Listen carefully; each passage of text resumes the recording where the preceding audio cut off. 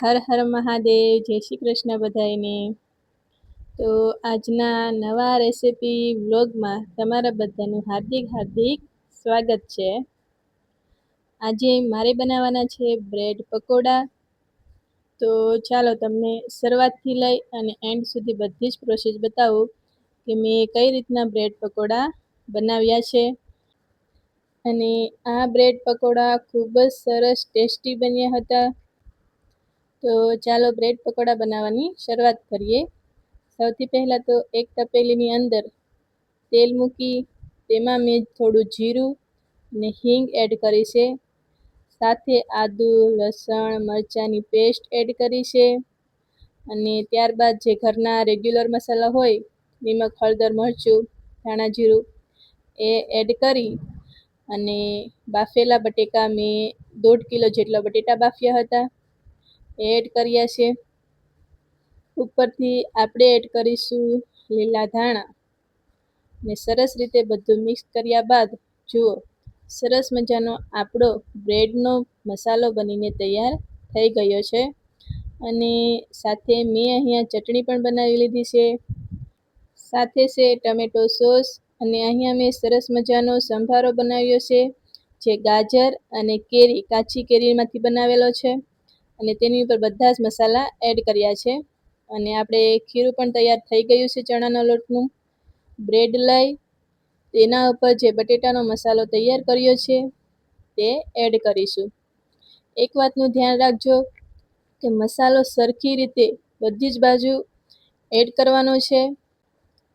જેટલો તમે વધારે મસાલો એડ કરશો તેટલા જ પકોડા ખાવાની વધુ મજા આવશે। એટલે કંજુસાઈ બિલકુલ નથી કરવાની, ફૂલ ભરીને મસાલો એડ કરવાનો છે। તો અહીંયા મસાલો એડ કર્યા બાદ ચાકુ વડે મેં સરસ મજાના બ્રેડના 2 ભાગ કરી લીધા છે। જુઓ આવી જ રીતના બીજી પણ મેં થાળીની અંદર 4 બ્રેડ એડ કરી અને ફરીથી આવી જ રીતના મસાલો એડ કર્યો છે। પરંતુ આ વખતે મેં થોડોક વધારે જ મસાલો એડ કર્યો છે। આગળ મને એવું લાગતું હતું કે મેં થોડો મસાલો ઓછો એડ કર્યો હતો। જુઓ તમે જોઈ શકો છો મેં કેટલો મસાલો એડ કર્યો છે। તો આવી જ રીતના બધી જ પ્રોસેસ કરવાની છે। બ્રેડ ઉપર મૂકી અને કટિંગ કરતું જવાનું છે। અને આમ પણ ન કટિંગ કરો તો પણ ચાલે।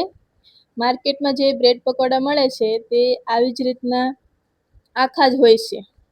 અને જે સાઈડનો મસાલો નીકળ્યો હોય તે આપણે દૂર કરવાનો છે જેથી કરી અને તેલ અંદર ના જાય। મેં અહીંયા જો આવી રીતના બ્રેડને કટિંગ કરી લીધી છે ફરીથી અને બધા જ બ્રેડ પકોડા આવી રીતના તૈયાર કરી લીધા છે। જુઓ અને તૈયાર થયા બાદ કટિંગ કર્યા બાદ ફરીથી તમે છે ને હાથ વડે પ્રેસ કરી લેવાનું છે જેથી કરી અને મસાલો બહાર આવે નહીં। આમ કરવાથી આપણે જ્યારે પકોડાને તળીશું ત્યારે સરસ રીતે તળાશે અને અંદરનો મસાલો પણ બહાર નહીં આવે। તો જો મેં બધા જ બ્રેડ પકોડા આવી રીતના તૈયાર કરી લીધા છે। આ બાજુ સરસ મજાના ચણાના લોટનું ખીરું તૈયાર કર્યું છે। તેની અંદર બ્રેડ પકોડાને ડીપ કરી સરસ મજાના ફ્રાય કરી લીધા છે। તો જુઓ સરસ મજાના આપણા બ્રેડ પકોડા બનીને તૈયાર થઈ ગયા છે। અને હા, આ પકોડાને તળવામાં બિલકુલ પણ વાર નથી લાગતી। હા, થોડો ટાઈમ આપણે મસાલો તૈયાર કરવામાં અને જે બ્રેડની અંદર મસાલો એડ કરીએ છીએ તેમાં વાર લાગતી હોય છે।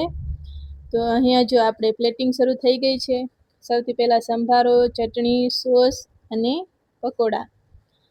તો આ રેસીપી ખૂબ જ સરસ અને સવારના નાસ્તામાં તો તમે જરૂરથી બનાવજો, ખૂબ જ મજા આવશે। વિડીયો પસંદ આવ્યો હોય તો લાઈક અને શેર કરજો। આવજો।